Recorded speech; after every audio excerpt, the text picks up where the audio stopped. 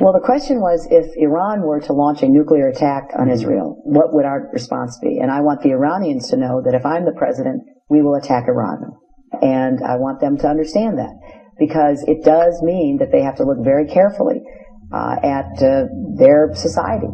Because whatever stage of development they might be in their nuclear weapons program in the next 10 years, during which they might foolishly consider launching an attack on Israel, we would be able to totally obliterate them. That's a terrible thing to say, but those people who run Iran need to understand that, because that perhaps will deter them from doing something that would be reckless, foolish, and tragic. Scenario 1, World War III.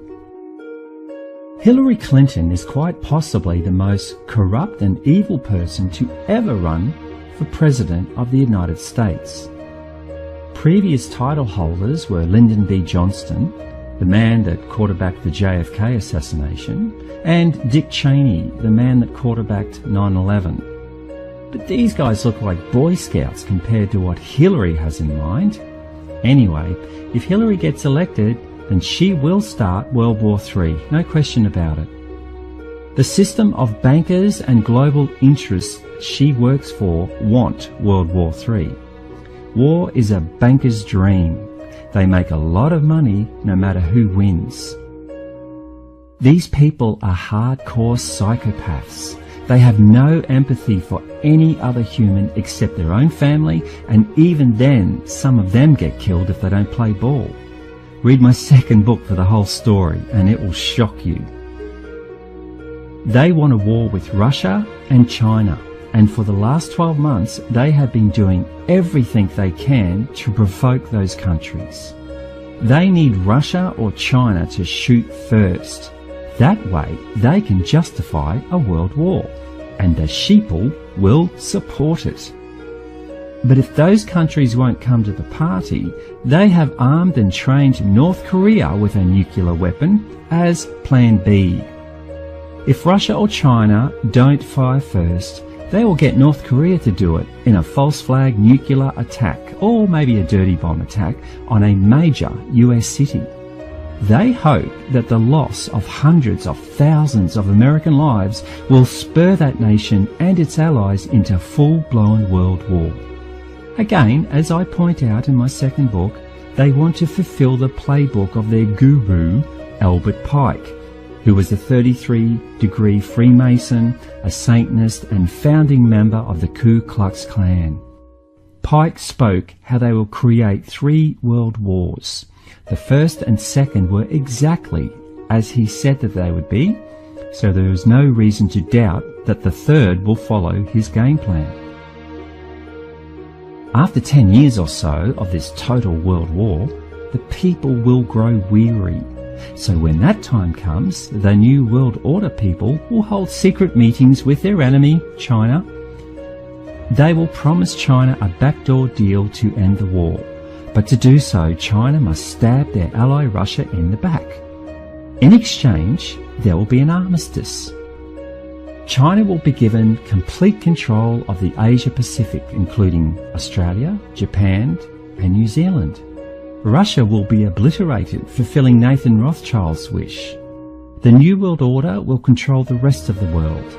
All countries will live under a communist regime most resembling neo-feudalism.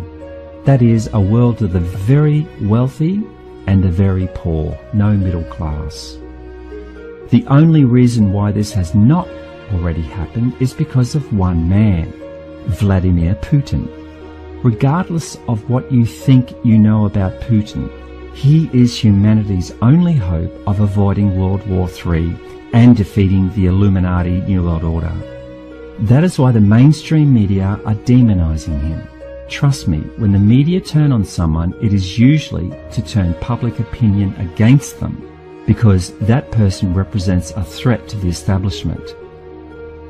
Now, here is the big curveball.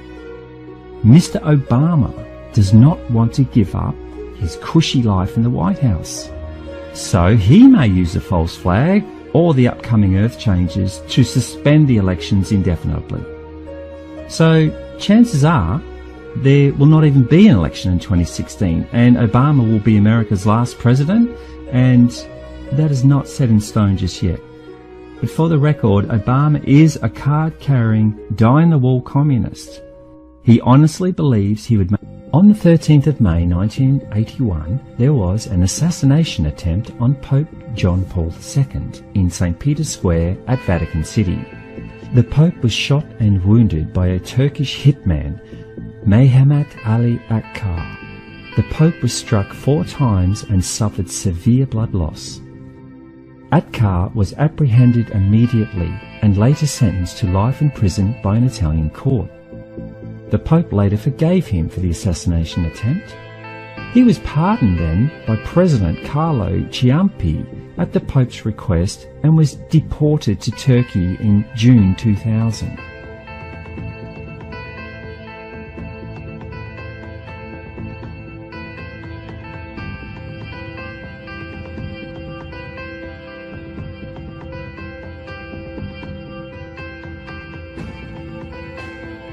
Akkar published his autobiography in Italy in 2013.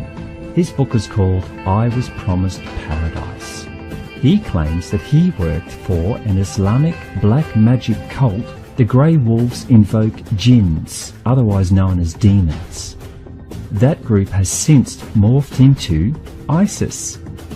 They have a prophecy that their Messiah, the Mahdi, will bring about the destruction of the West and Christianity. In fact, Akkar says in his book, basically, it's really as if the world finishes in favour of a new era. Go into any mosque around the world, listen to what they say about the return of the Mahdi. They all say the same thing. Soon, very soon indeed, he is arriving. What does this mean? That a part of Islam is sharpening their weapons. The return of the Mahdi will bring bloodshed. If the Mahdi will not manifest himself, their will materialize him.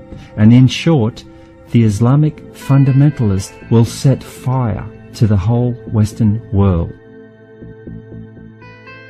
So basically, this band of evil men hope to use black magic to invoke a powerful dark entity that they call the Mahdi. On the date 13 May 2017, the Islamists plan to unleash hell onto the Western world. That is why they have been slowly positioning their people into every Western country on the planet. The refugee crisis in Europe is the last stage of positioning the chess pieces.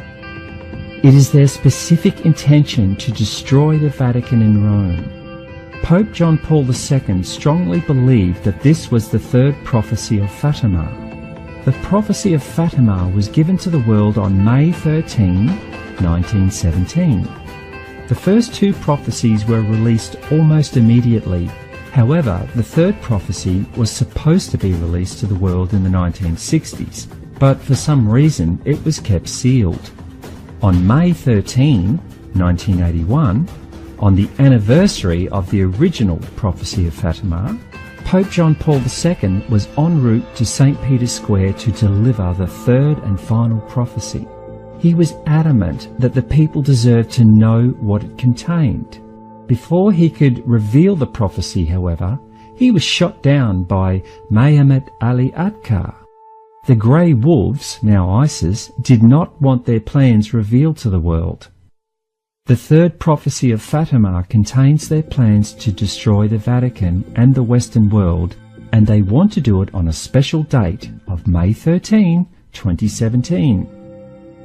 Many of the Vatican cardinals have secretly converted to Islam in hope to save their skins when the time of destruction comes. They want to be part of the New World Order One religion. A new Vatican II is under construction. It is called the Temple of the Work of the Holy Spirit, and it is located in Palestrina, just outside Rome. Its design was strongly influenced by the ancient sacred site at Göbekli Tepe, discovered in 1996. The Göbekli Tepe site was originally part of the Brotherhood of the Serpent, which I talk about in Book 1, connected to the priest class that became the Illuminati. This new temple is supposed to be for the one world religion and will begin after the destruction of the Vatican. Notice how the inside looks like a mosque where followers kneel on their mats to worship. Construction is expected to be completed in 2019. Scenario 3. The return of Nibiru. I covered. There is a planet that the ancients called Nibiru. NASA calls it Planet X. It's about 4.5 to 5 times the size of Earth. It belongs to a small solar system whose star is a dwarf star known as Nemesis. All up, the Nemesis system has 7 planets, and Nibiru is its largest and is the only one that's inhabited by beings called the Anunnaki. It has a dusty red atmosphere that creates wings on each side, so the ancients always depicted Nibiru as a winged disk. Nibiru passes the Earth around every 3,500 years or so. Sometimes it comes close, and sometimes it comes really close. The last time it came really close, it stripped the atmosphere of Mars, sending all of the Martian oceans into space. The Anunnaki that were based there had to evacuate and come to Earth. On Earth, it caused the Antarctic ice sheet in the south to break off, causing a global tsunami that the Bible refers to as the Flood of Noah. This flood and ensuing cataclysm was documented by dozens of native peoples all over the world. The Anunnaki monitored this whole episode from a satellite they put into orbit. This satellite is still in orbit and is now known as the Black Knight satellite. As Nibiru approaches Earth, the gravitational forces begin to make their presence known. The much stronger gravity of Nibiru begins to heat up the Earth's core. Between the Earth's core and the outer layer, known as the crust, is an area called the mantle. The mantle is the most solid bulk of Earth's interior. It lies between Earth's dense superheated core and its thin outer layer, the crust. The mantle is about 2,900 kilometres or 1,802 miles thick and makes up a whopping 84% of the Earth's total volume. As Nibiru approaches, the mantle becomes superheated. This increases its viscosity until it becomes liquefied. As this happens, more and more volcanoes begin to become active. Earthquakes start to happen everywhere. Coral in the oceans becomes bleached, and the weather patterns become severe and unpredictable. All of these events are referred to as Earth changes. In April 2016, the Earth changes became undeniable. A video put out by SOTT, or Sign of the Times, details each day of April and what Earth changes happened on each day. When you see this, you will be left in no doubt that the countdown has begun.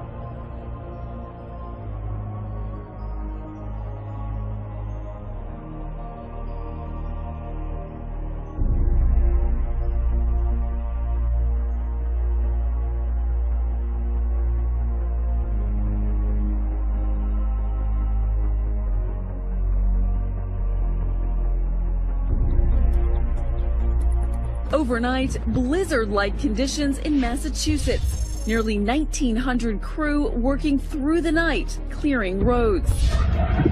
Treacherous conditions leading to wreck after wreck. In upstate New York, a bus carrying 36 college students flipping over and winding up upside down. Incredibly, there were no serious injuries.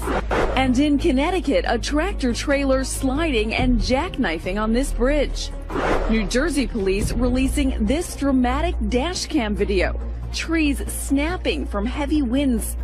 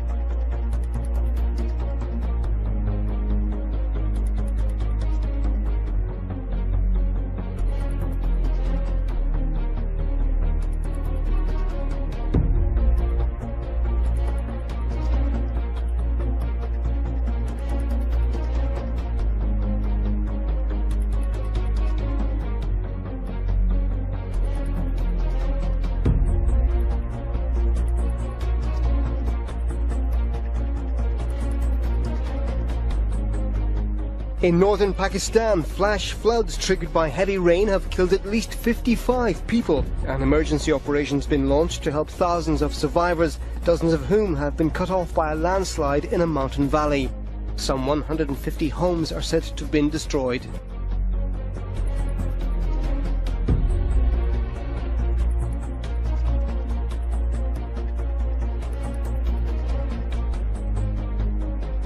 These earth changes are what I was told about 20 years ago, and they are happening right now. In April 2016, there were daily events for the whole month. These included volcanoes erupting, and even some that have not been active for over 70 years. Earthquakes shook many countries, wild weather was everywhere. It even snowed in Saudi Arabia. And of course, scientists revealed that 90% of the Great Barrier Reef off the coast of Australia is now bleached, exactly as I spoke about 20 years ago. Back then, I correctly predicted that the signs would become more obvious after 2012, leading up to 2020. But I must admit now that it appears I got that timing slightly wrong. I now have good evidence that it will come much earlier than 2020. Earthquakes, volcanoes and wild weather will only get worse as Nibiru approaches. However, the real showstopper comes next. Meteorites. Nibiru passes through the Kuiper Belt, which is made up of billions of asteroids and chunks of ice. Some of these objects are as large as Pluto, while others are only the size of a pea. It will also pass through the asteroid belt between Mars and Jupiter. As Nibiru passes through the Kuiper Belt and the asteroid belt, it drags millions of rocks and debris with it, trailing millions of kilometers behind it. As it approaches the Earth, many of the asteroids will be pulled toward the Earth due to gravity. So as a final sign of Nibiru's approach, we will witness mass meteorite showers. However, some of these meteors can weigh as much as 30 kilograms or 65 pounds of solid iron. So when they fall from space and hit the ground, they will explode. It would be like being in the middle of a World War I artillery barrage. There could be as much as 1 month of these meteor showers, but they will vary in intensity and in size and duration. Some days will be worse than others.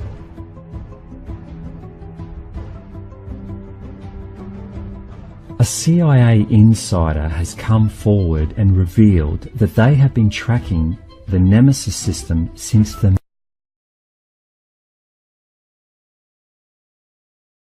They now know it will swing by very, very close to Earth this time, within about 50 million kilometres. Now, that's like a stone's throw in astrological terms. This is going to cause a pole shift. Remember how we said the mantle will heat up and become liquid? This will cause the outer crust of the Earth to slip. As Nibiru passes at its closest point, the Earth crust will slip in the direction of Nibiru's gravitational pull. Thus, we can expect the slip will be from the South Pole to the North Pole. So all the landmass of Earth will move at about 1,400 kilometers per second, or 0.86 miles per second, south to north, then abruptly stop.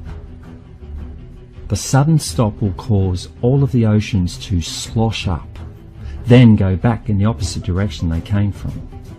That will create a global tsunami of about 700 meters to 3,000 meters high, or 2,296 feet to 9,850 feet high, travelling at 700 meters or half a mile a second.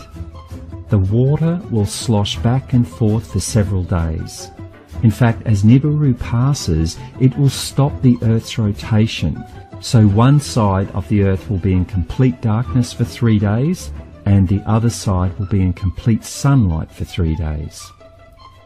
As Nibiru passes, the Earth will begin to rotate again as per normal.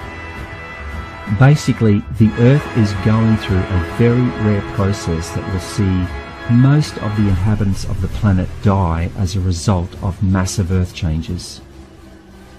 It is not the first time this has happened, and it will not be the last. The ancients knew that, and they tried to warn us. That is why they built their monuments in massive stone blocks. The reason why so many will die is because they do not want to know. They do not want to listen. They do not want to be part of one of the most exciting times in this planet's history, the Ascension. Humans were given a choice, and they chose fear. We all live in a kleptocracy now. It is a term applied to a government that is in bed with the ruling class, in this case corporations, taking advantage of corruption to extend their personal wealth and political power. Corporate lawyers now write all of our legislation. They write the laws to benefit the corporations, protect them from prosecution, and maximize the ability to make a profit, even at the expense of the people and the environment. This is the world we live in, and most people are happy to turn a blind eye. That is how they got into control in the first place. The world is now so far gone down the corruption path, the self-entitlement mentality path, the selfishness path, the apathy path, and the willful ignorance path that there is no way to bring it back. But not everyone on earth will die. Indeed, for those that do want to know, that do want to listen, that do want to participate, then welcome aboard and keep watching. What the Palladians were telling me that night was, like myself, many others were being asked to not only preserve life, but to build a new way of life and to get the message out to as many people as possible. By following their instructions, I could be assured that the second vision, that of happy people in the hills, would be a reality, your reality, and that of anyone else that cares to join in.